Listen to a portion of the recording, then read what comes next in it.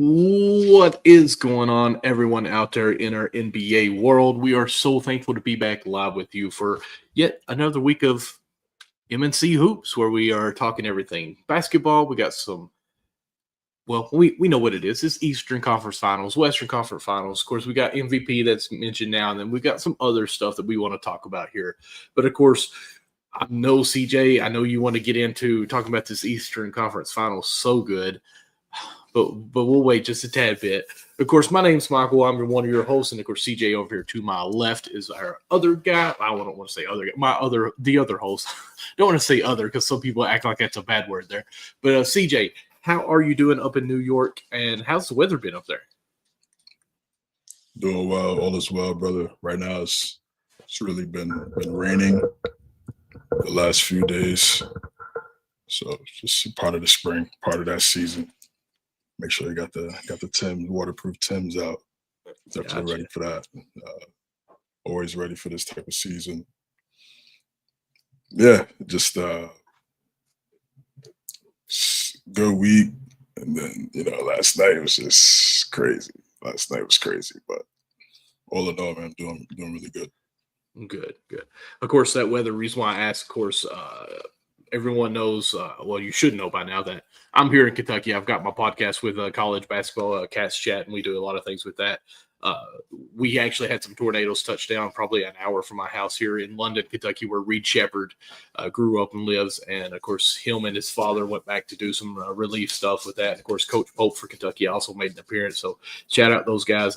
Even Houston Rockets now have put up a post where Reed is doing a basically like a fundraiser for his community there. So that's pretty cool. And shout out to those. Of course, here on Lawson Hill, if you will, where my whole family basically lives, we got about 15 trees that ended up falling over, and we're got firewood for days, basically. We don't even know what to do with all this. So it's been an entertaining weekend, I guess you could say that. But we're glad today is Thursday. We're about to another weekend where we can say it's all over and keep on moving on. But I guess, technically we won't be live on the episode until after Memorial Day on this Monday. So, happy Memorial Day to everyone out there.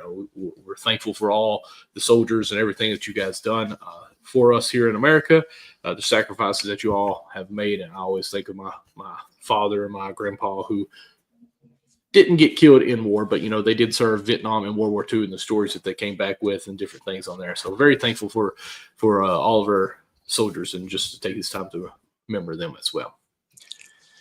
Absolutely. I like to second that. All the people that lost their lives trying to fight for our country, fight for our freedoms. So Memorial Day weekend is very important here.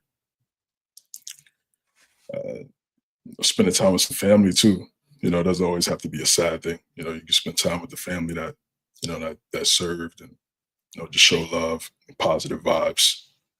So you could always flip it into something positive, and I think that's the most important thing. Absolutely, love the grilling that goes on during Memorial Weekend. It's always a fun time. Yes, you can have your Thanksgiving holiday. You can have some of those where it's like these turkeys and all that stuff. Give me a hot dog or a hamburger on the grill with some chips or some fries and watermelon, and just got your soft drinks out. Like that to me is a holiday. Anytime we can get around family, be outside and just play some corn. Do you ever play cornhole up in New York? Or is that really more of a southern thing? Okay. Yeah, that's more down south. They definitely gotcha. Down south, more cornhole. But up here, cookouts, basketball. So it's always a court nearby, right? There's always a court right near the spots. So you do a little tournament with the guys that pull up. I got try to come together, set things up.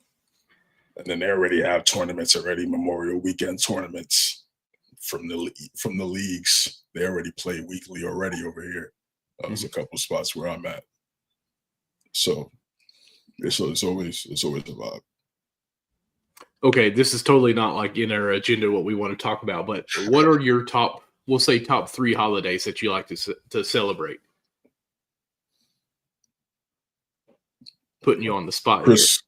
Yeah, nah, you're good. Christmas, Thanksgiving. Of course. And then Christmas, Thanksgiving. July, Top 5. How about that? yeah, July 4th, Independence Day.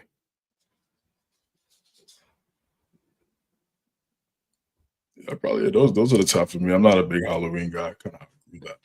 It's not the same. Maybe when I start a family, I might go to it. But right now, It's still overrated. All that candy yeah, that comes back home, like yeah, kids eat candy for one day and it keeps going. Nah, Halloween is dumb. yeah. It's not really. It's not all that, Mhm. So, but yeah, those would probably be my top 3. Okay. Me, it'd be Christmas number 1, Easter number 2. I really don't like Thanksgiving, but I always want to give it respect because it goes from Halloween to Christmas, and I feel sorry for Thanksgiving. But I'm going to go 4th of July is my third, man. Just the fireworks, you see everyone in town, or at least for us, like we all get out, and the road is basically filled with people parked on the side of the roads to watch the fireworks where they shoot them off. Everyone out shooting off their own fireworks. People lose fingers, but at the same time, we have great times. Yeah, it was. Yeah, that's one of the big things too. I mean, there's over here. It's called Randall's Island. It's literally like in walking distance from me. Okay. They do the fireworks and stuff over there, and a lot of cookouts, good vibes. Especially when I was younger, I used to do some activities there. Doesn't look the same. They need to fix some things up over there. I got you. But yeah, back in the day, growing up, going to cookouts, spending time with, the people in your neighborhood and the community, it was just a positive thing. So definitely love the Absolutely. holidays. And of course, shout out to Father's Day and Mother's Day. It's totally a different holiday for myself now since becoming a father, and of course, my wife a mother as well. And then losing my mom in the past couple of years, Mother's Day is a little more hurtful, but at the same time, more meaningful. So those would probably round out my top 5 with that, I guess. Okay. All right, we got Josh already saying that he's hopping in here just to say Thunder. Of course, I like the UO there as well. That's pretty cool. And Johnny jumping in here to say hi to us, man. We appreciate you all getting in the comments. Go ahead, Josh and Johnny. Go ahead, tell us what your all's top 5 holidays. We'll bring it up here as we go on to our discussion because sometimes you got to remember the holidays. All right, so as we wait for them, let's go ahead and get into our number 1 topic that I can't wait to hear. Excuse me. Sorry, I was getting choked up just a little bit. And as we go into the Eastern Conference Finals, where we got New York Knicks taking on the Indiana Pacers, and of course, we know that the Pacers led this game for probably maybe 2 minutes, and got the W with that. So, CJ, what's your thoughts, man? Of course, Johnny saying his number 1, of course, is Christmas with us. Christmas, yeah. I went to my boys' crib to watch the game. It was great vibes when going through the game. Knicks were playing well, stepping up on the screen, communicating, rotating. I'm like, yeah, this is what I need to see. This is exactly what I'm talking about. This is how you're supposed to play. Getting stops. There were some times where we weren't able to finish transition baskets that got me. I was just like, man, you got like OG missing one, and it's supposed to be a dunk layup, and then he loses it. You're looking back, and that's missing free throws. Up 14 with 2:40 left. You just think like, do everything possible. Don't give up any open threes. And then Aaron Nesmith, man. Aaron Nesmith went crazy. Wide open. Cats in drop coverage. After he makes one, should already be up on the screen. Live with 2s. You're already up 14. Why are you? So you had 5 people on the court and then 1 coach. So you had 6 people that folded. There's really no other way to describe it. It was probably one of the most like disappointing losses I've watched as a fan, And I've seen when used to got clipped by 50, when they were really bad, when it was David Lee, Nate Robinson days. Still watching. Always rooting for Nate. Everybody thought Nate was better than he was over here, but it was different. To seeing it now, and they have a great team, but it's like the reverse of what they did against the Celtics. They were able to close late in the game against Boston. And here we are in game 1 against the Pacers. You have an inability to close, giving up wide open threes. You're not contesting. You're smart contesting. I'm not saying jump and foul him, but once he starts making a couple threes, wide open shot, how is he wide open? You have to communicate. So just terrible, terrible defense from the Knicks. No leadership from anyone, really. Like I said, that's Tibbs included. For you to not close that game out, understanding how every game is important, you don't miss out on those type of opportunities. And they played terrible basketball. There's no other way around it. Brunson had 43 and nobody cares. 43 and no one cares. For the simple fact that, they folded this game. I got to give a lot of credit to the Pacers. They fought. They didn't lay down. Aaron Nesmith kept battling, knocking down shots, got into a rhythm. If you're going to leave me open, I'm going to knock down these shots. Halliburton is just clutch. It's just clutch. There's really no other way to describe it. We've always praised him here on the show when he got traded. You got guys like Stephen A. Smith. They come in saying he's not a superstar. It's just weird narratives from a guy that's supposed to be at the top of the game when talking about basketball. And this guy's in the second conference finals, and you're telling me he's not a superstar. Like, this is why people don't respect the things that comes out of his mouth. Like, how does that even factor into your brain that he's not a superstar? Based on what we've seen since he's been a Pacer. What is that? They literally changed the culture, changed the team. So I don't understand. I really don't understand what the guy is talking about. It's just for clicks, right? It's sad. I would never discredit and eliminate my basketball IQ for clicks. Never. You would never see that here. So, that guy is just a different character. But Halliburton is special, man. Like I said, it starts with him. Miles Turner started the game really well, and defensively wasn't doing great. That's how we were able to really get that lead. Then they started to go small. They had Toppin at the 4, and they put Siakam at the 5. They they were able to space the floor out a little bit. They can still space the floor out with Turner, but when you have Turner out on a switch with Brunson, it's an easy basket for Brunson. Somebody's gonna be open with cutting and things like that, because now that center is out of the paint, and then the center is guarding the best player. So that's how we were able to get that lead. We weren't shooting the ball. We weren't shooting the 3 well, which I was really concerned with. We were getting wide open shots. They were missing shots, but the defense was really good, and we were stopping the Pacers from getting baskets.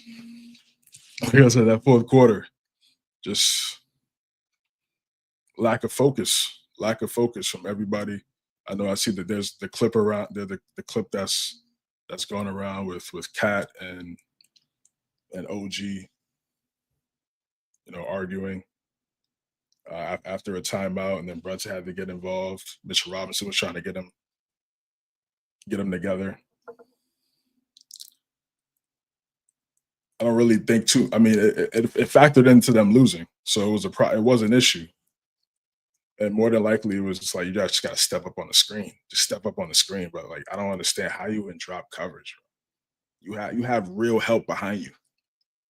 You have Bridges, and most times OG's going to be on the ball. Bridges is on Halliburton, so Bridges going to be Bridges and Cat, because Turner's going to set that screen, pick and pop, pick and roll.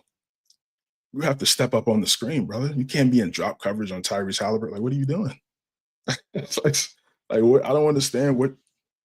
And listen, offensively, he was playing really well. Wasn't rebounding the ball great. He had like 30 points, but the rebounds were low.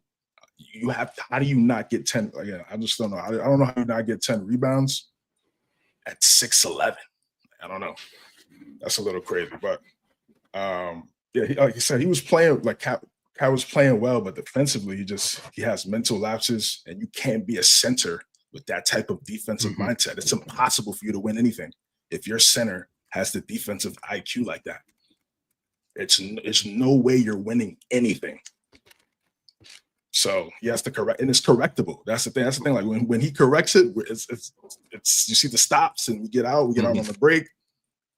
But when it's not there, you get what you see, and it's not all on Cat because again, everybody has to communicate. Right. And when you give up a lead like that, it's the whole team. But some of those things factor into it, and I just feel like the Knicks do respond well after losses. That's one thing I will say about them. They do respond after taking a loss, and for a loss like this is where Tibbs could really get on these guys. Whatever they thought that they were, however good they thought that they were, they're not. Like they're not. Old school. Yeah, seriously. I mean, it's easy film. Giving them perfect. Like, what are you gonna do about this film that y'all just put on display in the last 2 minutes and 40 seconds on your home court in a playoff game? What are you gonna do about that in game 2? How are you gonna respond? Like, what are we gonna see? Are you actually gonna play defense, communicate, rotate, step up on the screen? Or are you just gonna fold, lay down, go down 0-2 like the Cavs did? What are you going to do? Real simple. And you know, like, because Tibbs, and I mean, you've said this numerous times, is defensive minded. I mean, we all know this. Like, if you think of Tibbs, if anything, it's 2 things: 1, defense; 2, playing his 6 players and no one else. So, I mean, I'm gonna say the last shot in the fourth quarter, at least, when Pacers were down by 2 with like 5 seconds or whatever left, and Halliburton had the ball, kind of went to the lane, and he knew that he couldn't go anywhere, and dead sprinted out to the 3-point line. I felt like it took Knicks forever to realize, hey, he's going out there to shoot. And it was just like a collapse of mental breakdown to know, hey, I need to get out there and challenge it, because if he shoots a 3, we lose. And he was probably an inch or 2 away from winning that game with him being on the line there. So, I mean, when I seen that, I was like, man, it's just like they were settling to hope he missed. And I was like, that's definitely not a championship caliber mind on defense. And to me, I know you're going to have lapses in your defense, in your offense, whatever, through the full game. But when it's the last 5 seconds and the game is on the line, that's where mental strength shows. And that's kind of what I'm going with. It's like it almost showed their weakness there. When it's crunch time, we can't stay disciplined. Because, I mean, with Halliburton's got the ball, he's shooting. I mean, we all know that. If he's going away from the rim, he's going out to the three-point line to shoot. And that should have been instant knowledge of what was going to happen there. Okay, maybe come out some where you can still challenge it, but maybe he's trying to bait you out of the key to get you out too far where he can blow by you. But there's so many seconds, or not enough seconds left to do too much. Like, okay, I'm going to get here where I can challenge a shot because he's got to shoot, but I'm going to stay down in case he tries to come back in and drive by me. That's just one thing that I thought just that last play. Like, man, that just looked like a complete mental breakdown by everyone. Yeah, that's exactly what it was. I mean, there's really no other way to describe it. And then the Pacers capitalizing off their mental errors and mistakes. And that's the game. That's basketball. The game it's a game of runs. And if you give it, especially a team like this where they want to score, it's not one of these teams where they have issues scoring. Like, they have no problem putting the ball in the basket. So it's just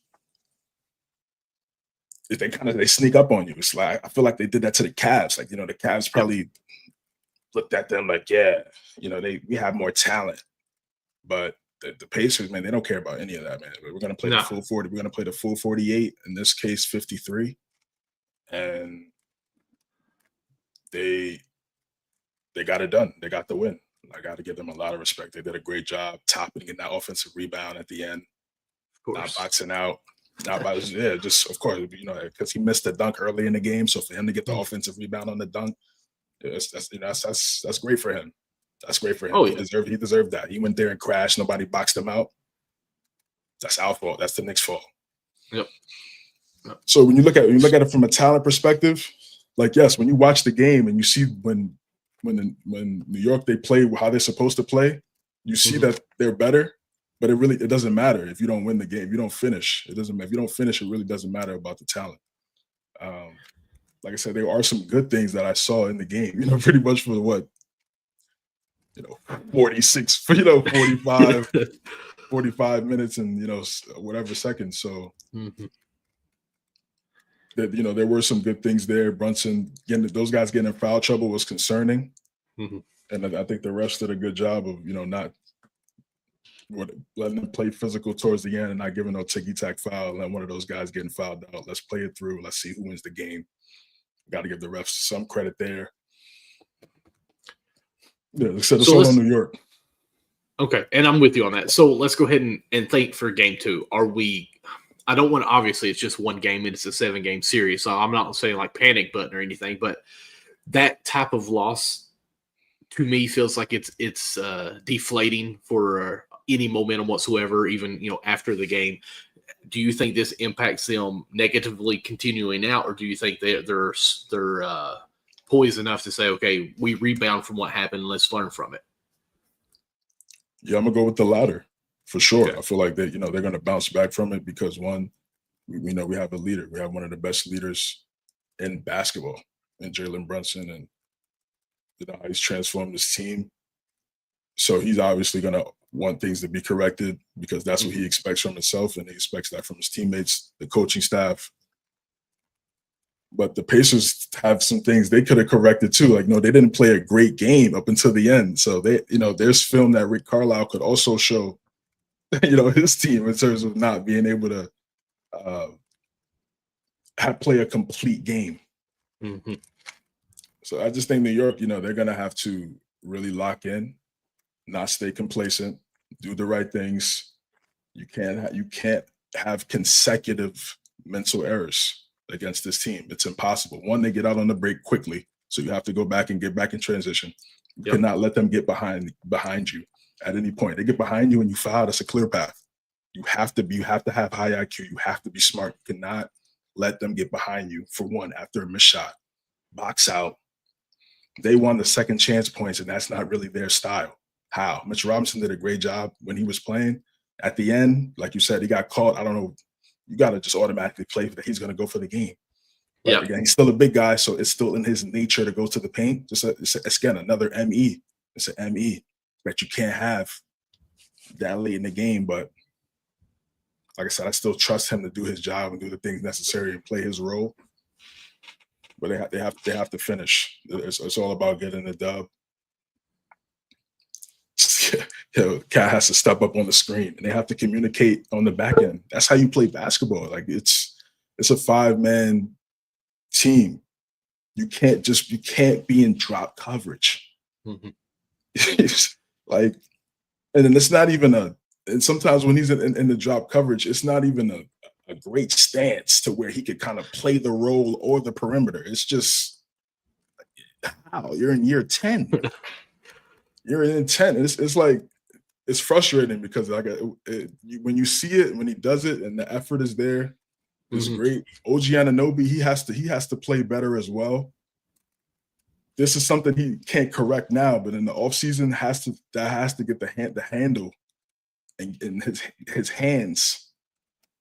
Being able, like, he has to improve on that, because those are easy baskets that you're leaving off the court, off the score. Easy twos. Like, he'll drive, lose the ball quickly. Like, he has to work on, if he could sharpen his handle, it's a wrap. But obviously, I don't expect him to do that right now. He's in the midst of a playoff series. But in the offseason, if he could work on that, he's going to be a problem.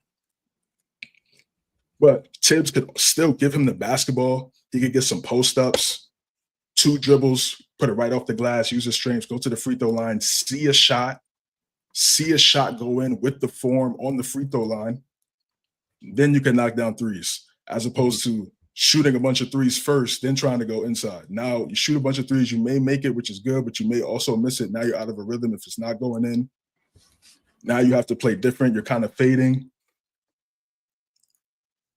He needs to be the screen setter a little bit more. Brunson loves to have Hart and Mikal Bridges be the screen setters. But you also have to have OG involved in that as well. You can't just have him stand in the corner all the time. And I feel like sometimes he's just fading in the corner. Cat too. They fade in the corner. Yes, those are our 2. Cat's one of our best shooters, but you still want to have him more involved. One of those guys could set screens for each other on the weak side. Something like our offense could be still a little bit more complex.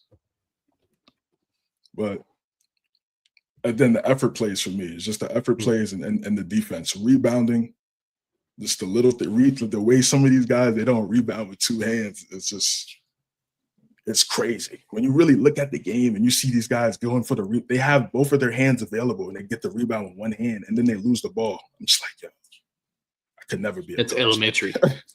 I could never be a coach, bro. And it's just little things like that. You could lose the ball, they get the ball back, then they make a shot. But if you had got that rebound, that's your possession now. Like that's key. Like that changes the game. Like that changes the game right there. So, like I said, I trust the Knicks to respond.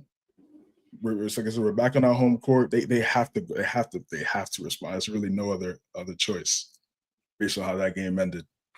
And I haven't watched anything basketball. I haven't talked about anything basketball till I came on the show. I didn't want to see anybody. I didn't want to hear anybody else's opinion on anything because a lot of these people they're flip flop anyway. Right. Knicks is up now. They want to say something when we were losing and not playing well against winning teams. They were crying and singing a different tune. So I zone it out then, zoning it out now. And like I said, for the Knicks, they just got to go out there and play the right way. I do think it's comical how people's opinions can change so fast. If the Knicks win, oh man, it's going to be a sweep. We got this, now the Pacers win, we're done. Like, and that's every team. It's not just any one team fans or anything like that. It's almost comical. Like, okay, again, I'm in Kentucky, guys. Big Blue Madness. We are a crazy breed when it comes to basketball. Calipari, as great of a person as he was and what all he done, we had a few losing seasons. We were ready for him to be gone. And, of course, he had a great season at Arkansas, went to the Sweet 16 just like us. Like, it doesn't matter. As long as your expectations are high, your fans are never going to be happy. My only thing is quit being wishy-washy. Back your team up no matter what's going on and always have the belief that they're going to win it all. That's how I am. We lost a couple games this year and everybody's like, oh, maybe Pope's not it. No, boys, like this is his first year of ever putting anything together. I'm still a Heat fan, guys. And look what we did. We got rid of Butler. Now, Phoenix, I could care less about that. I just like Devin Booker because he's from Kentucky. That's honest. So, of course, right now on my screen, almost it's the end it's halftime for the Oklahoma Minnesota game. We'll get into that just a little bit, but I wanted to just say those points that it's halftime right now. But the hardest thing to realize in this game is the stat that they said, and I can't remember exact numbers, but teams that were winning by 14 points, I think it was like less than 2 minutes to go in the playoffs are 1 in 970 some. Or I'm sorry, coming back from it are 1 in 970 some. And the Pacers are that one that, of course, against the Knicks. Like it was. I mean, really, your capture your title of Knicks fold. Like that's really all you can say in this game. So hopefully you learn from your mistakes. Don't make the same mistake twice. Otherwise, you didn't learn. And it's playoff time. Like you can't have mental breakdowns. Every possession is important. The first possession is just as important as the last. It's just everyone remembers the last. And hopefully they get it lined out. So we talked about the Knicks and the Pacers a lot. Of course, shout out Pacers. You played a great game. You didn't give up. I mean, most teams of that, it's like, hey, let's go on to the next game. It's a chess match. We lost this move. Let's wait till the next one. But no, they fought through it all and came back and had, I'm not going to say a huge historic, but a pretty memorable historic win for the Pacers organization, of course, and they come back into the playoffs. It's probably going to be one of the biggest ones that we hear for a while now. Yeah, if they win the series, definitely historic. Yeah. For sure. I mean, it's already historic now, that comeback. Like you said, yeah. Look at the record you just gave. That's crazy. Yeah, like, one. Not 1,000. Let's just say that, okay? So, yeah. Insane. All right. Anything else you want to say about your Knicks and the Pacers before we jump over to the West Coast? Oh, man, it's going to be an exciting series. Can't wait to see game 2. All right, so let's go ahead and jump into the Western Conference Finals where Oklahoma, the number 1 seed, takes on the number 6 Minnesota Timberwolves.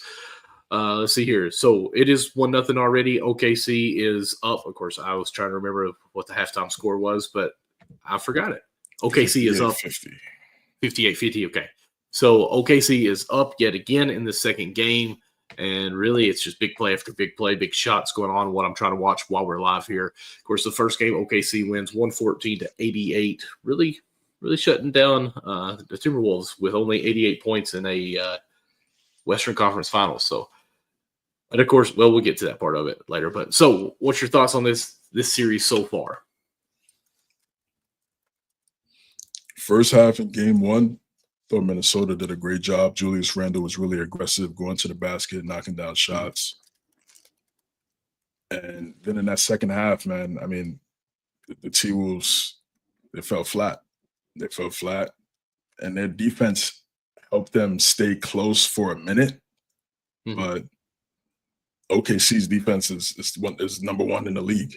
And once they start turning their stops into buckets, it's tough to stop because they're young, they're athletic, they get out on the break. You're not going to be able to get to them.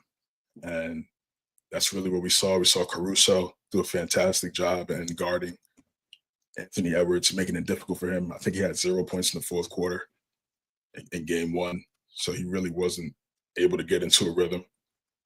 And, that's his job. That's why they gave him the extension. That's why they traded Josh Giddey for him, was for him to guard these perimeter guys or centers, as we saw him guard Jokic in round one, get stops and change the game on defense and be able to put the ball on the floor, knock down shots, and slash. Still extremely athletic. Could catch a body, dunk the ball. So it's like a younger version of Drew Holiday. Like he's in that Drew Holiday type of mold, type of player. He's definitely in that realm, versatile, all defensive team before. And they have the depth too. Jalen Williams, Chet Holmgren. They're only going to get better. They're only going to grow, get chemistry with SGA. And this is just the beginning. They're already in the Western Conference Finals in the first couple of years with this trio. This is their second year as a trio together, like playing. Because Chet got hurt his rookie year. Right. So the sky's the limit for this Oklahoma City squad. SGA just won an MVP. We're going to talk about that in a little bit. And Minnesota, they just weren't able. Their other guys weren't able to step up. Jaden McDaniels, Naz Reid, Dante DiVincenzo, Nickeil Alexander-Walker, Rudy Gobert. That's like 5 guys I just named. They have to ball. They have to lock in. They have to lock in. Mike Conley. They have good players. It's just, I think this is going to be a good series. Now, Minnesota, they definitely need to try to get this game 2 right now. They need to have a better third quarter. Think about how poorly they played in the second half in game 1 and do the complete opposite. Get stops, knock down. Anthony Edwards has to be aggressive. He's taken 18 shots already, 1 for 7 from 3. So not efficient, but aggressive. Yeah, and 1 free throw. So you're just looking for other guys to come in and try to fill in and knock down some shots, get some offensive rebounds. Rudy Gobert, he did a great job in round 1 against the Lakers, and did solid against Golden State. Where are you at? Because this is where it matters. You got Chet Holmgren and Isaiah Hartenstein. You one of the best. He's top 10. He's the top 10 center in the league. However you feel about Gobert, he's still a top 10 center in the NBA. That's not. I don't think that's a debate. So he could change the game. I'm waiting for him to change the game. How is he gonna change the game? How is he gonna help propel this team to win game 2 and or maybe win the series, go to the finals? That's what I'm looking for Gobert to step up, get some double-doubles, crash the glass, get offensive rebounds, dunk the ball, knock down some free throws. This is what we expect. These guys, they make all this bread and the teams expect it, and they have all these accolades. You're 4-time defensive player of the year. Just need to see a little bit more. I don't think that's crazy to ask. Well, his stats from game 1 are 21 minutes, 1 of 3 from the field goal, 2 free throws attempts, 0 for 2, 3 rebounds, 1 assist, 1 block, 1 steal, 1 turnover, 2 points. So your 4-time defense player, like you mentioned already, plays 21 minutes, is a starter, only takes 3 shots. And as a center as he is, and rebounding is a part of his game, only getting 3 rebounds and only having 2 points. Like, you're pretty much just out there standing. I mean, I get stats don't show everything of what you do, but man, if you're a center, if you're 7 foot and you don't have 1 putback or 2 putbacks maybe on offense, especially in today's game where everyone's shooting threes and there's more misses, like, what are you doing? I agree. Now, listen, I understand it's a guard league, and all 4 of these teams are being led by elite guards. No question. But you still cannot tell me that if you have a versatile, dynamic center front court player, they 1,000,000% can change the outcome of a game by exactly what you just said. The rebounding.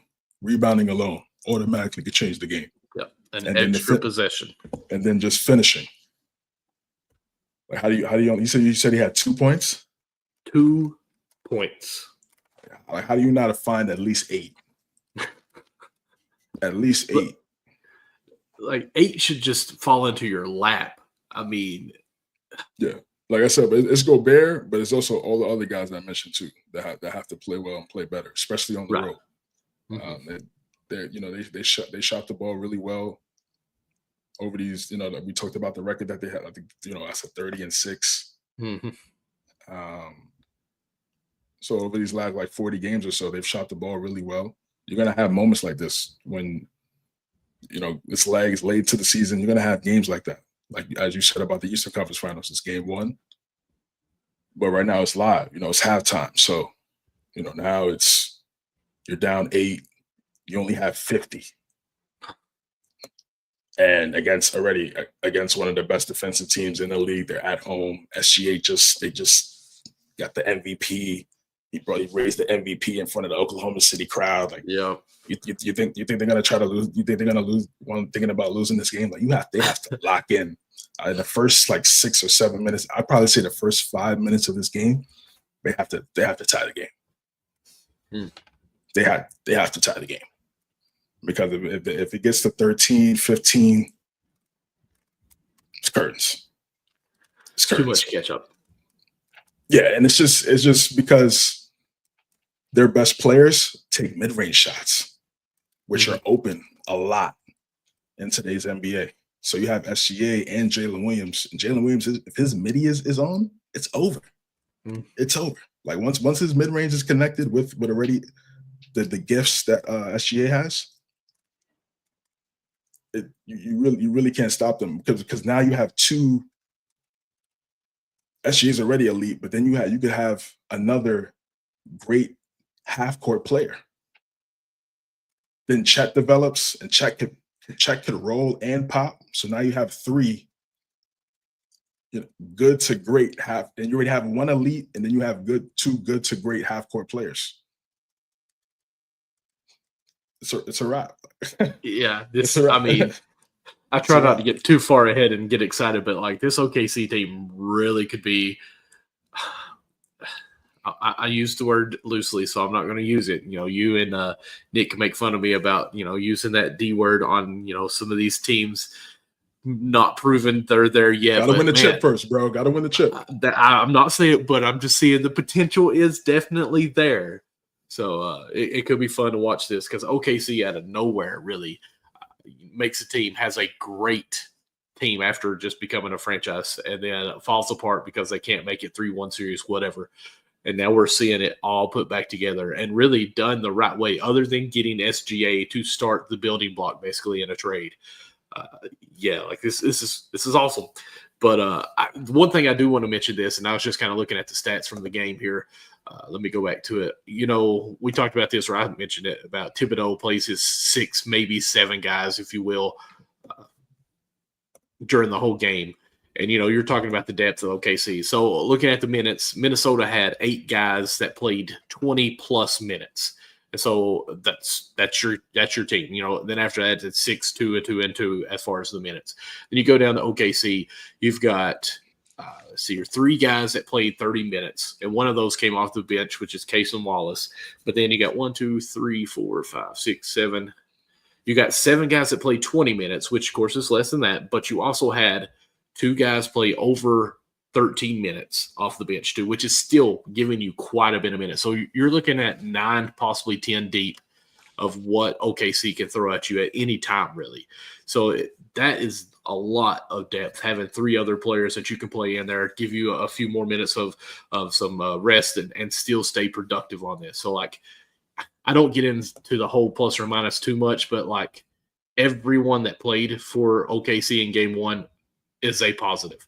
The only one that was close to not being positive was Hartenstein. He was a positive 1 or +1. So, I mean, OKC just keeps putting the throttle on with whoever's in. Case Wallace is really showing that he can get productive minutes with this. Caruso, can lock down anyone and still score.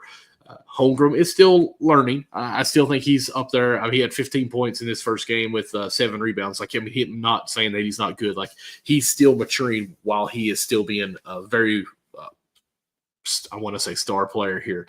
So, yeah, OKC, man, like, and I didn't even say anything about Jalen Williams. Like, are we watching a superstar being born basically during this season here? Like, we knew Jalen Williams, but to be OKC on the front page now basically of everything going on, like, you see SGA, what he's doing. Now you're seeing Jalen Williams start to be that half-court guy too, and that is so big when it comes to playoffs to have someone who can score the midi quite a bit, but also take the ball when it's 4 or 5 seconds in the shot clock and actually create something to be open and be knocked down. So I think this is going to be a great series, but I think you said 7, but I think I said 7 too after you said it, but this could be a 6 series. If not, I don't want to say 5. I'm getting too far because I think Timberwolves definitely have it when they go home and they're a home court. And we're going to see Anthony Edwards continue to blossom here. But this might be just a 6-game series. I'll say that at least, and it's not very bold. So you have the Timberwolves losing tonight? I think so. I mean, they're already, down 8? Yeah. And according to last game, third quarter, they only had, I think, 18 points to OKC's like 28 or something like that, 30. So, I mean, this first 4 or 5 minutes is going to tell us who wins this game, in my opinion. If OKC keeps building onto this lead, as you say, it's curtains. But if Timberwolves come out and punch them in the mouth and, kind of fight back in this and keep it, like you said, and I'm quoting you basically on this, is keep it under 10 before the end of the third, it's going to be a grind on this. But, I think OKC at home with all those blue shirts and, MVP, SGA, I think they take game 2 here. All right, yeah, I'm going to go Minnesota. I'm going to go Minnesota because I just want to see a back-and-forth series. Of course, we all do, but I'm rooting for a back-and-forth series, and I think Timberwolves have to come out. They have to come out and play great basketball right now. Second half just started. And it did? Yeah. Are we on the same time here? Or because, like, they just inbounded. I've got, 11:50 right now. Yeah. Oh, wow. We're live together. Wow, this is amazing. Yeah, they have the players to spoil this night for OKC and SGA. They have the players to do that. Mm-hmm. They just have to knock down the shots. What I think is really crazy, and this is my Kentucky college basketball coming out in me. I was looking through the stats there, and it said 19,000, I think, was in attendance for game 1. We're at 24 to 25,000 every game in Lexington for our games. And, it's crazy how those numbers can vary from, I guess, team to team. Of course, Miami don't really have too many games or full sold-out games during the weekday because it's Miami. But I get it. It's just kind of cracked me up that there's only 19,000. Like, is the arena only, like, is that sold out, having 19,000? That's what I want to know. Like, if so, there's going to be expanding this arena very soon, I think. Yeah, I think the capacity is 19K. Okay. Yeah. Just like the Garden. The Garden is like, they could probably get 20. But it's around at 19,000. Really? Okay. Yeah.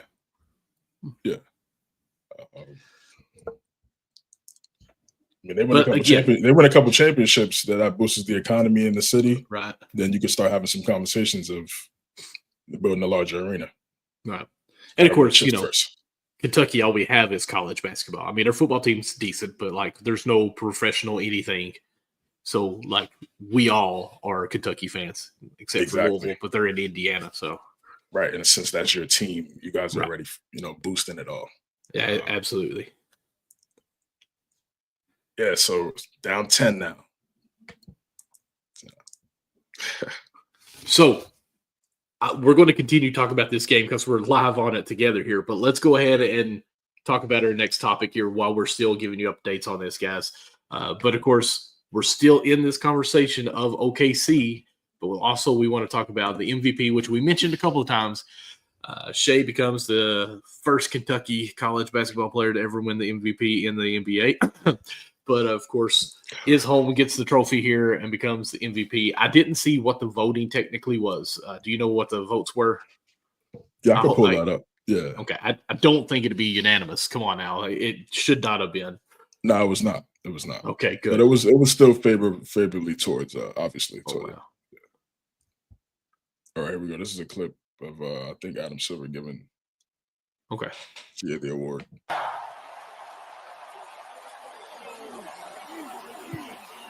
Shea, for you, it's always been team first. But you led this team to the best record in the NBA, the most wins in franchise history. Congratulations. You are the NBA Kia MVP. Kia?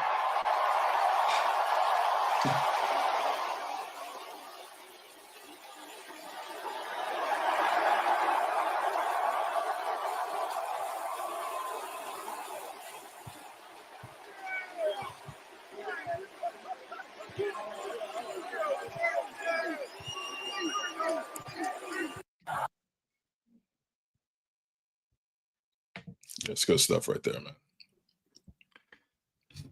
Congratulations to him, of course. And I love it's a bit of a distraction, too, if you really think about it. Giving out MVP trophy during the Western Conference Finals, but at the same time, it's a hype for the fans, and I love it. But, as soon as he gets back in the huddle with his guys, he's already going, all right. Let's just focus in. Let's win this game now. So definitely the right mindset for that as a leader, of course, and to see that. Absolutely. I mean, look at the records that Adam Silver gave off in describing the season. Most wins. This team had Kevin Durant, James Harden, and Russell Westbrook, Serge Ibaka, Dabo Cephalosha. They had some really good players on this. Paul George, Carmelo Anthony, and he's the leader of the team that had the most wins in Oklahoma City Thunder history in the regular season. So it's just sad that these people on TV and the people online, all they talk about is the foul baiting or whatever they want to call that. Mm-hmm. Great players always get the calls. So I'm just confused. Everybody knows this. When you're a superstar player, once you get into that top, the talent pool in the a lot, I'd probably say it's maybe almost 20 players that probably get a considerable whistle in today's league. Obviously, 5 you already know what they're going to get their calls. SGA is one of those guys. And he was getting to the line before they were a top seed. That was just kind of his game, using his size, using angles. Sometimes guys don't play great defense. They don't get in the right position. They don't get back in front of their man. And he uses that to his advantage. And you put the refs in a situation where they have to call the foul. Yep. Whose fault is that? That's the defender's fault. Yeah. So, we can't, yes, are there times where guys, it's the smallest of contact, they flail and do a little theatrical and try to get the call? Absolutely. They do it all the time. I'm not a fan of that type of basketball at all. But when you're being aggressive and you're using your size and you're using angles, and sometimes, sometimes it's not perfect. He does do those, he does act a little bit, but all these players do that. Mm-hmm. All these in today's NBA, all these players, they do that. And but even AAU now, sadly. But that doesn't take away from what he's been able to do. He's gotten better every single year since he's been into the NBA. There's a actually I'm gonna pull this up. There's a rookie compilation of him with the Clippers. I mean, getting to it, and so you saw it. We saw it back then. The Clippers made one of the worst trades in franchise history. It's just what it is. It's just what it is. One of their worst trades in franchise history. They traded for Paul George and they ended up losing Paul George. Got nothing in return. 0 championships, 0 conference finals appearances. What a franchise! I mean, that's all you can say. What it really is it's a true testament to his work ethic. This is not somebody that was supposed to be in the scouts and the media. They didn't have him projected to be some type of MVP or anything like that. It was more about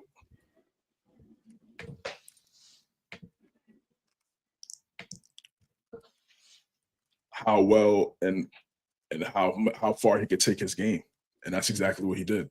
And for him to do that,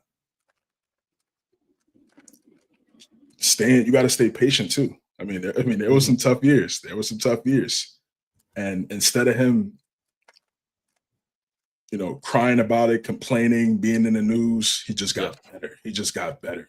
So that's what I respect. That's what I respect about him as well, is that he didn't complain, he didn't cry, he got better. And everybody that they drafted, they saw how he played, and they understood, this is how I have to play in order for me to stay here, and this is how we have to play in order for us to win.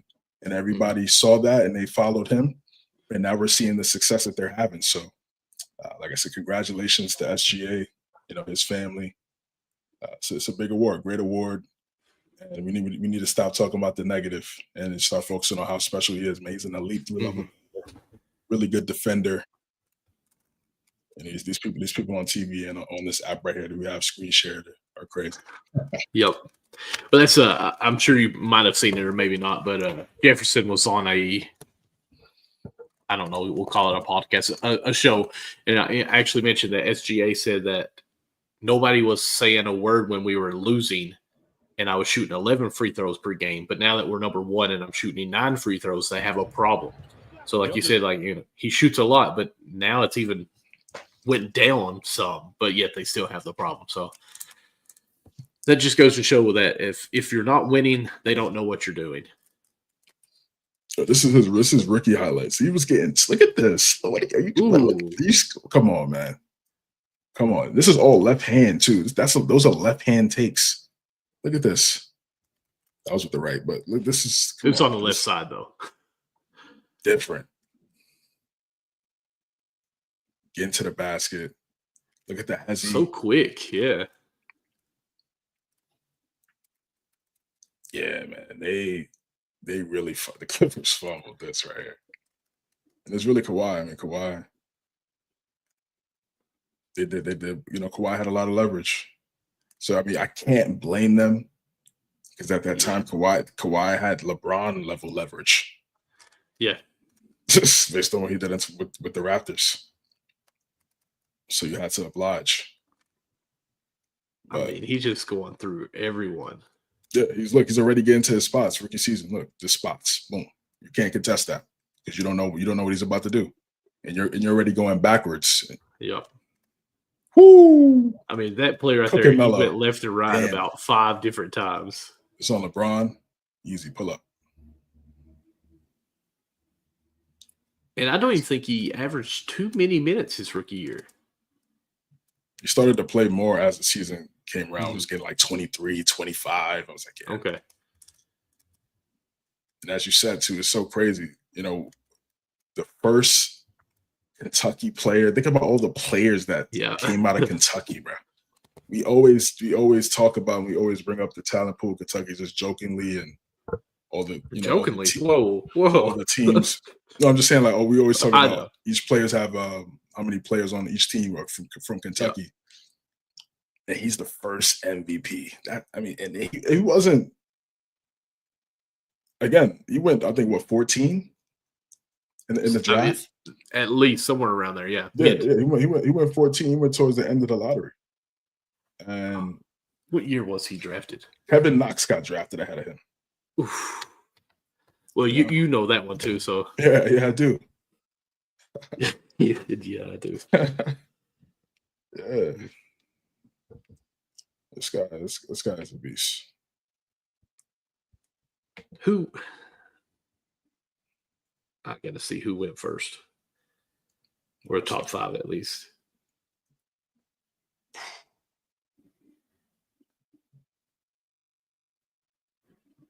He went 11th. Into the dunk. It's insane.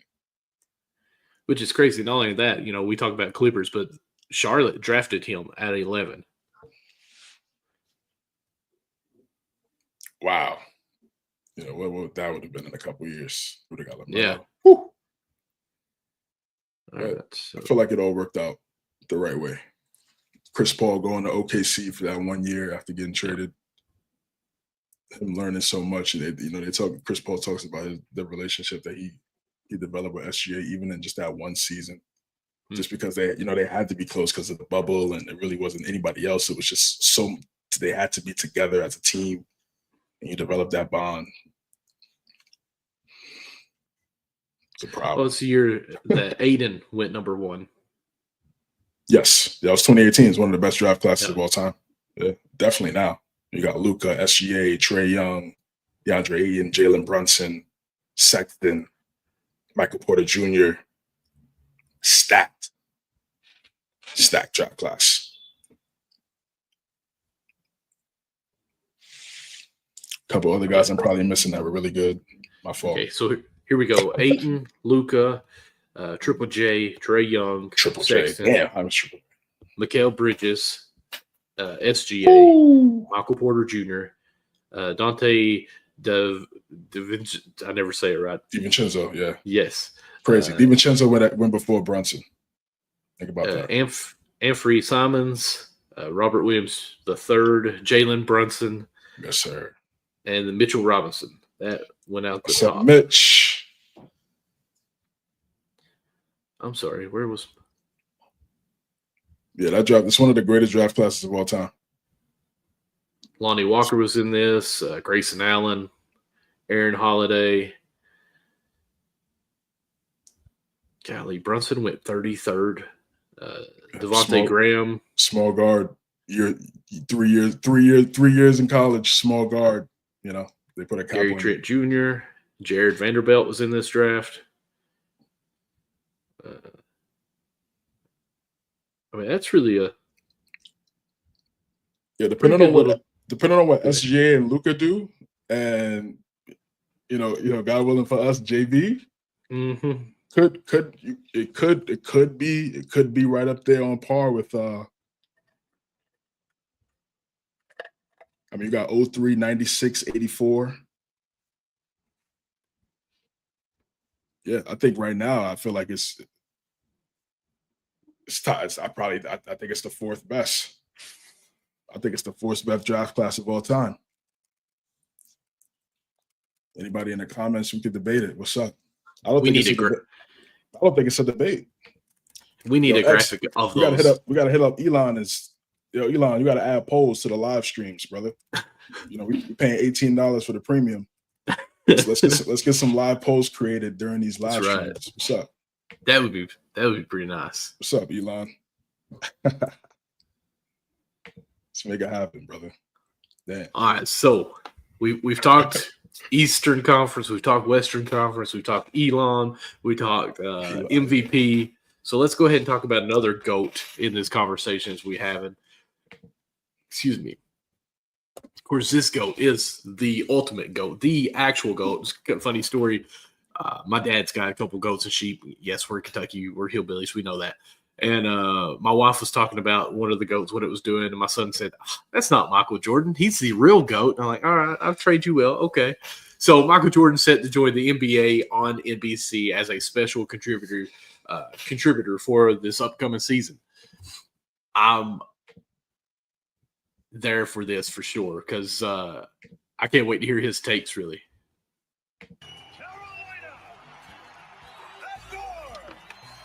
6, Michael Jordan.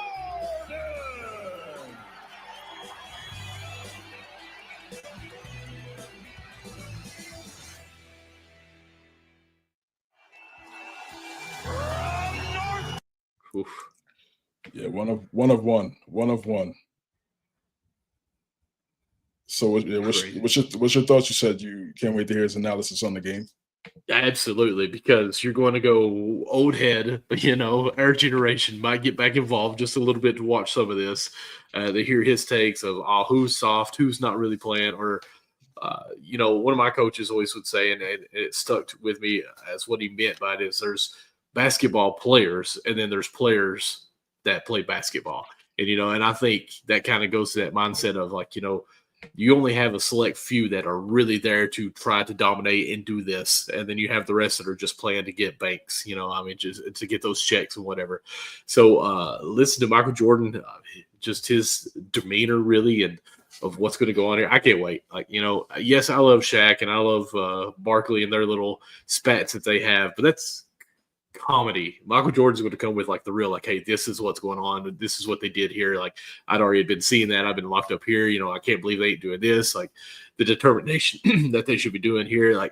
It's going to be actually X's and O in my opinion, and really hopefully teach these younger kids how you should be looking at basketball. Not tween, add this to your repertoire or whatever. Hey, if he plays you left, you attack right, or you attack that front foot and you go at it.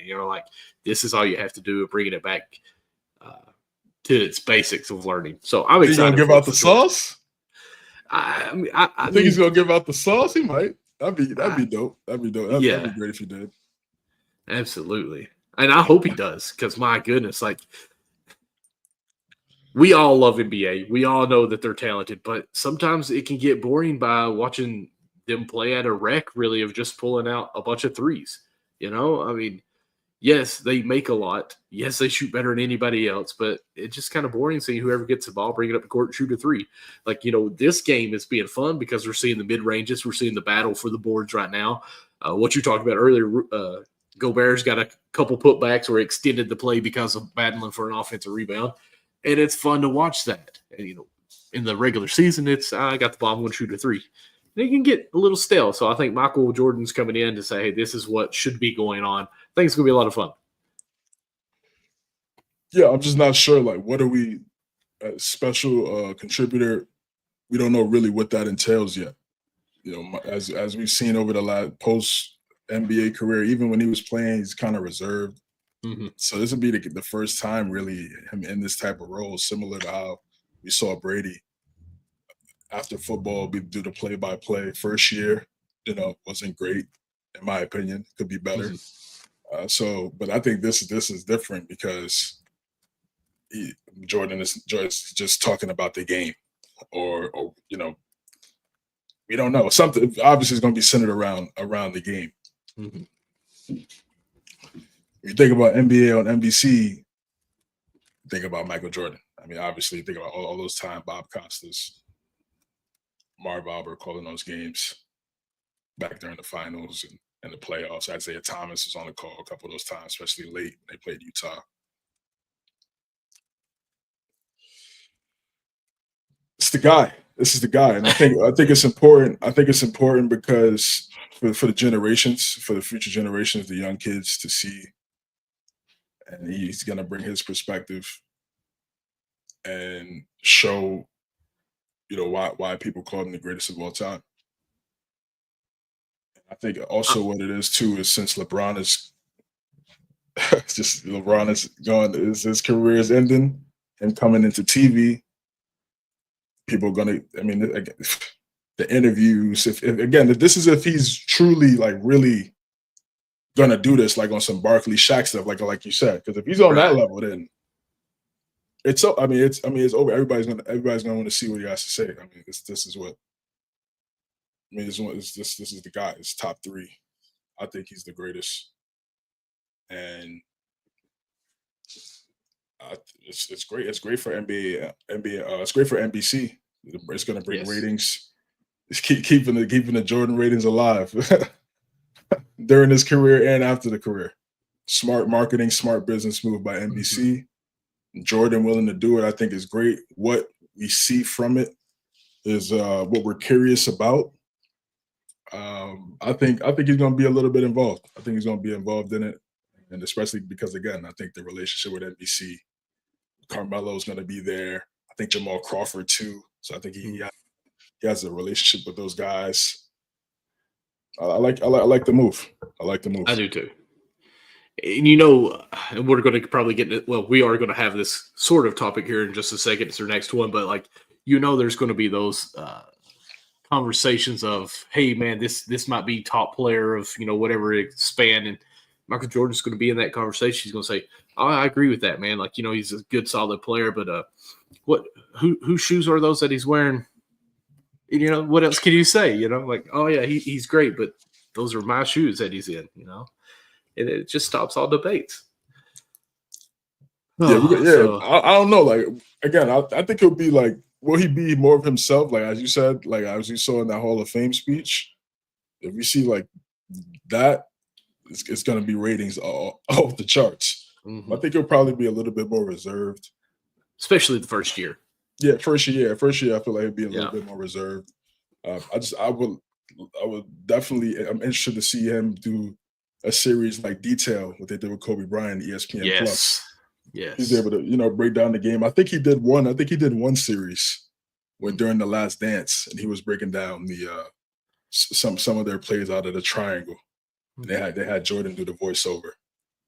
But to have him do that on a more consistent basis, and how he sees the game and angles, things like that, it's perfect for all basketball fans. I mean, I don't think it'll be to this caliber at all.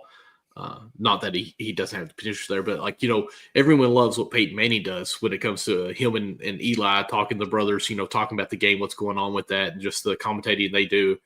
It's a little more relaxed. I think Jordan's still going to be just straight, hey, this is real, it's business, and take it that perspective. But what if they did a Peacock version of this guy's been shooting a lot here, and he's getting to his spot here every time, the defense playing this way, and just more or less hey, through Michael Jordan's eyes, what he sees, and just, man, we'd eat that up, listen to his thought process if he was playing okay, this guy's made SGA here. All right, he's already got 28 points this game. So, and I've been watching you every time he goes to his right, he's pulling up here. So I'm going to try to fudge him this way is what I would do matchup. What if we just have him talking like that? I think it'd be great. Yeah. I just think it really depends on, how open does Jordan want to be in this role. And then what NBC's plans are for him as well. It's really going to have to be a good partnership. I feel like they've already had a great partnership already over the years. I say over the last 40 years, maybe longer than that. Yeah, I say 40 years or so. 82-65 Oklahoma City. Yeah, that alley-oop, but did they call a foul on it too, or is it? Oh no, timeout. Okay. So, guys, we're talking about this third quarter very big for Minnesota. If they could have it in 10, they have a chance.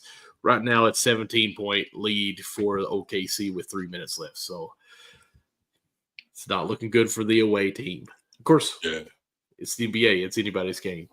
But speaking of anybody, I guess it's not really a transition, but we're going to act like it is.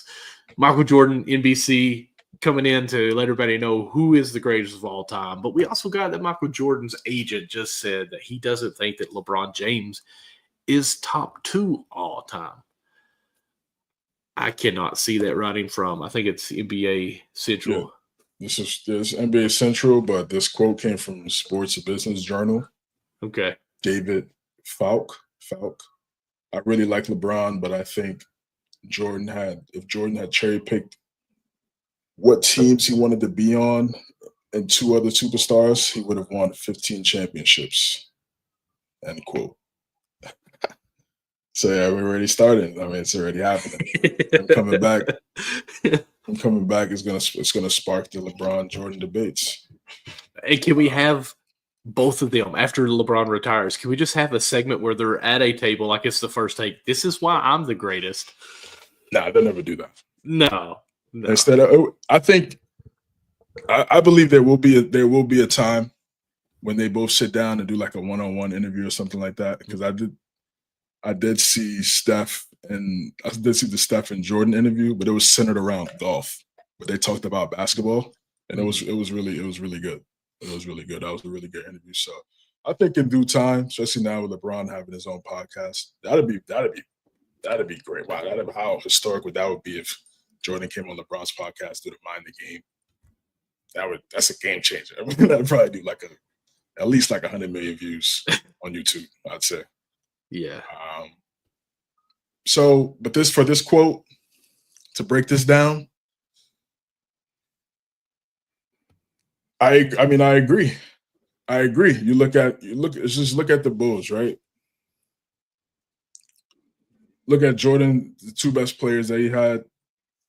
Scottie developed and got better because he watched Michael. Similar to what we're talking about kind of with Jalen Williams, right? Like Jalen Williams being the younger player, watching MVP and SGA, and his work ethic, and then growing from that, and then eventually, it gets to a point where they're or maybe right now, right now we're seeing now to where they can win some chips, being a dynamic duo.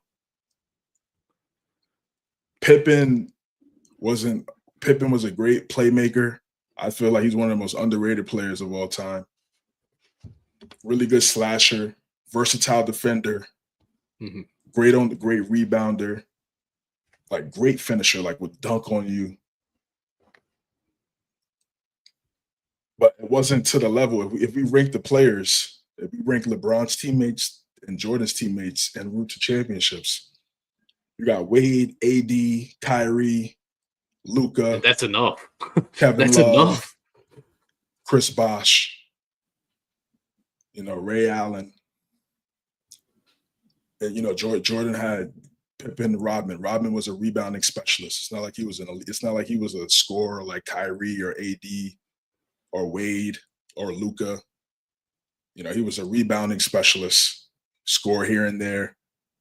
Pippen wasn't like an elite scorer either. They all did their roles at the highest level. So I mean, in a way, I mean, how could you really disagree with this? If Jordan was saying, "Yeah, I wanted to go," say if you wanted to go play with Patrick in New York, something crazy like that, that would have been insane, right? Or Olajuwon, or maybe if somebody wanted to, if anything, they would have had to go to the Bulls, to Chicago. Yes, why would he go leave? He made the Bulls elite. Now, you want to add more context to it. I know they had issues, but you got to give Jerry Krause a lot of credit for building the team. I mean, he built the dynasty for the Bulls. He made the decision, he made the moves, he made the trades for Chicago, and he brought Rodman over from I think it was from Dallas or San Antonio. He made those moves. Ron Harper from Cleveland. It's LeBron doesn't necessarily have that great front office early on, so players weren't going to the Cavs. So I don't fault LeBron for leaving Cleveland and going to Miami because again, they weren't able to get another player even close to what Pippen became on the Cavs. They didn't have anybody like that.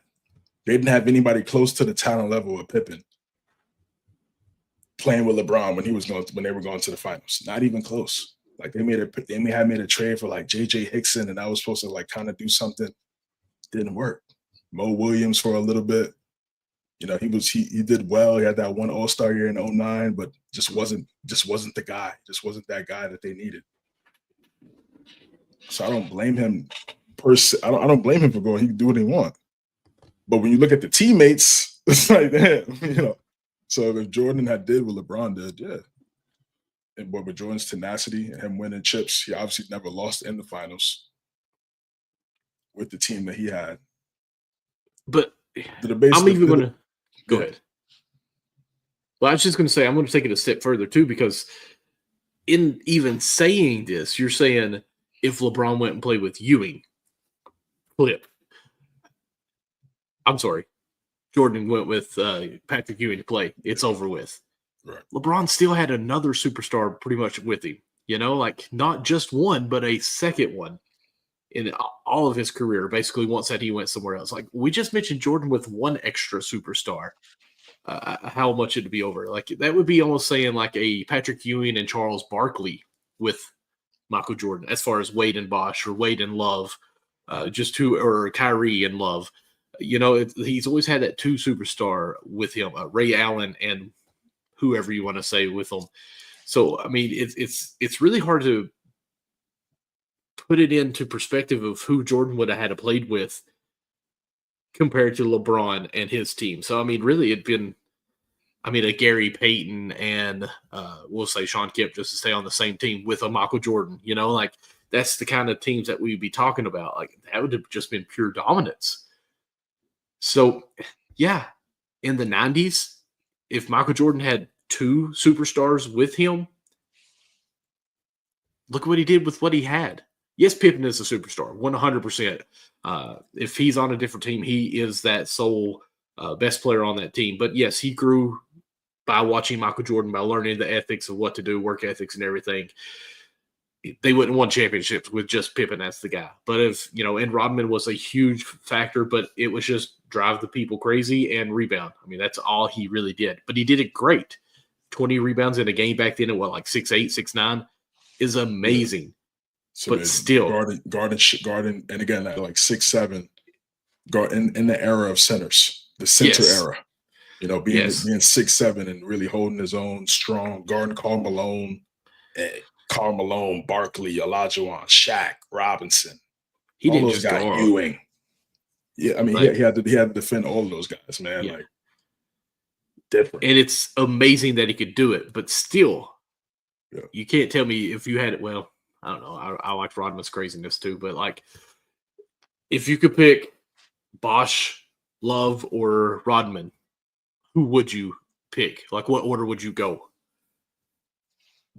Me? Yeah, and be honest here. I really want to know, because Rodman's, what he brings to the table is phenomenal of what he brings, but there ain't much of it. I guess that would really just depend on what the rest of my team would look like. I got you.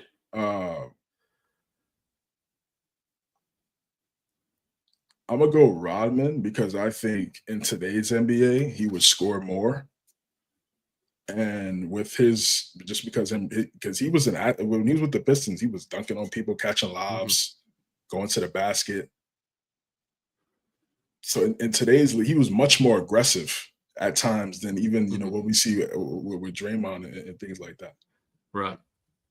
So I think in today's NBA, he would definitely average a double-double easily. He would be one of the leaders in double-doubles, right up there with Sabonis.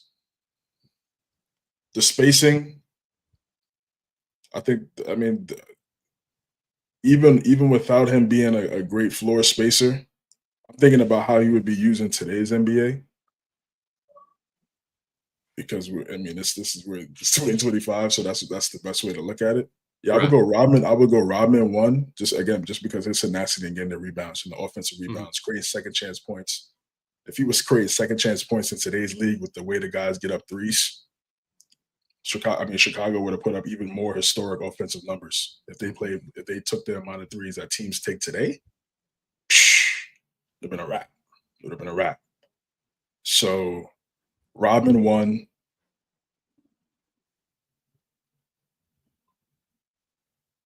I'm gonna go Bosh 2. And I'm gonna go Kevin Love 3. Yeah. Okay. Because me growing up in the 90s, I would go Rodman first too. But I was just trying to see as far as big per big how you would see it.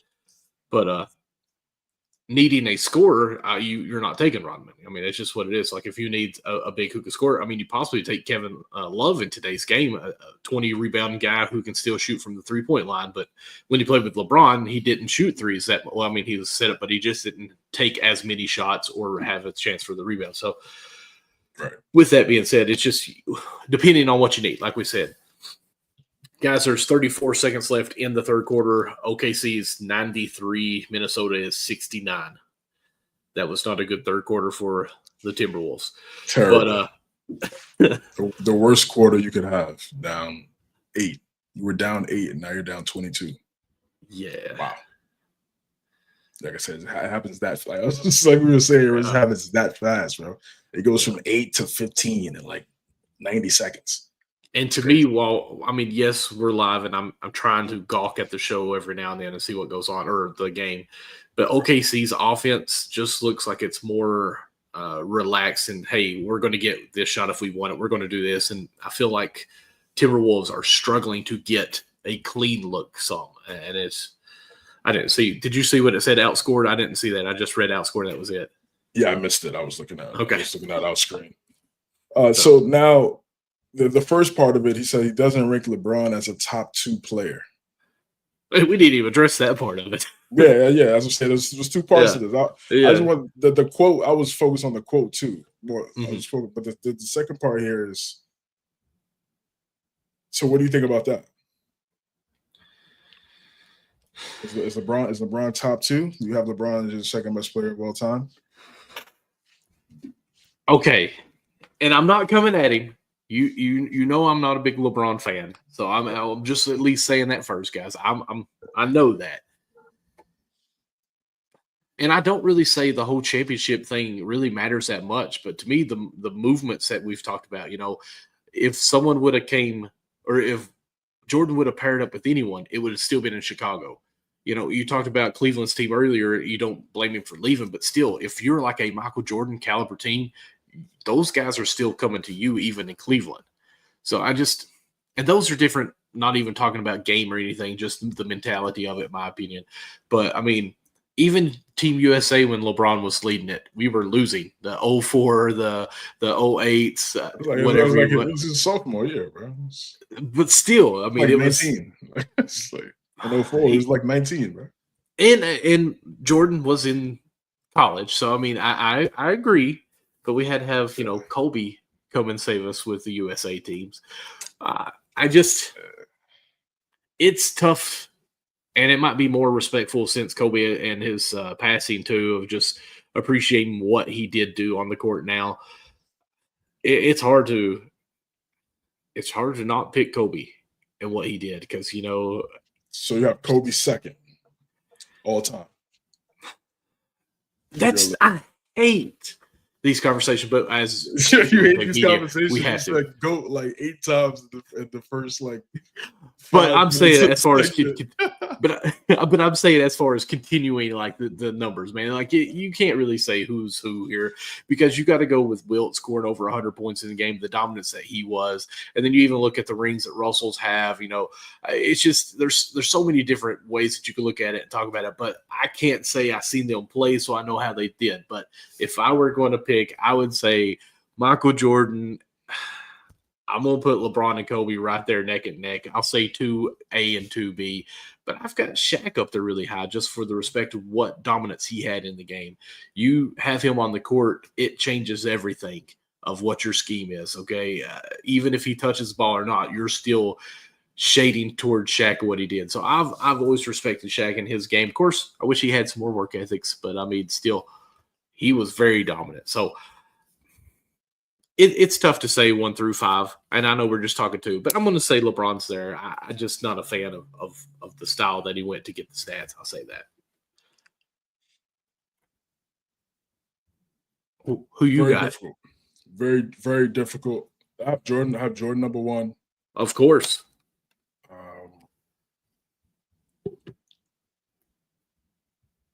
Two is tough, man.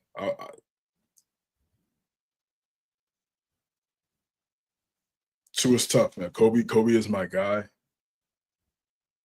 Started watching the game because of Kobe, so it's a little bit different when we talk about Bean, but he's definitely in my top 5. He's in my top 5. Again, different generations may have different discussions, but I gotta go. I'm gonna go Bron slightly. I'm gonna go Jordan, Bron, Kareem. Kareem, of course. I didn't even say Kareem, but yes. Yeah, definitely Kareem. We just talk all the time. Got to throw Kareem in there.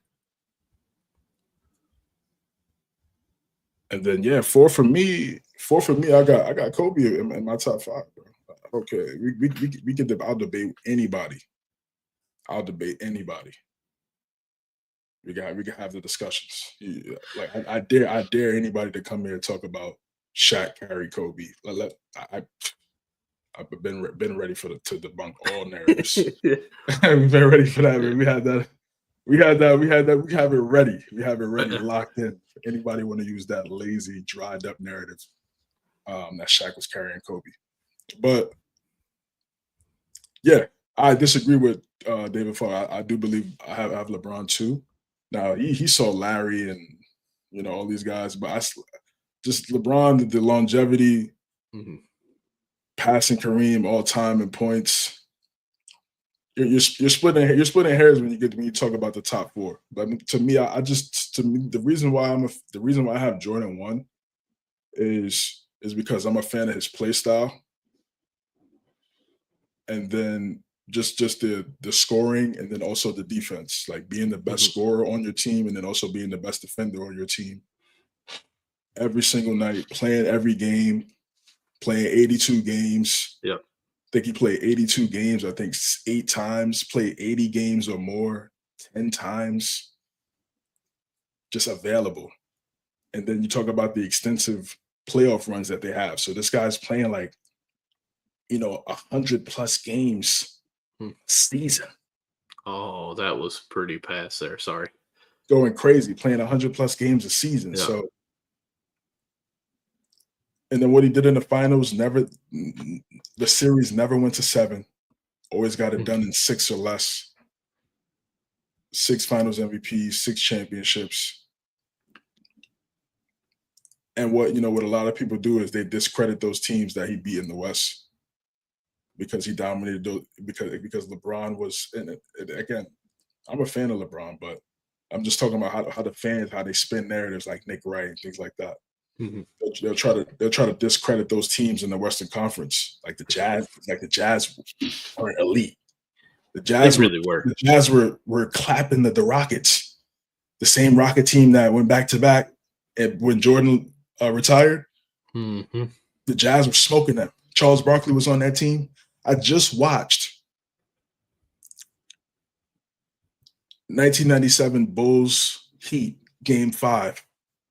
I just watched that full game before we came on the show, and they had a little pre-run, and they were talking about the Jazz and the Rockets in the Western Conference Finals.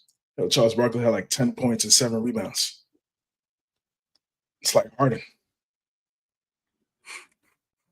Like Akeem Olajuwon had 33 and 14, and Malone had 29 and 14. Like you had Akeem Olajuwon on your team. And everybody tells me Charles was old at that time.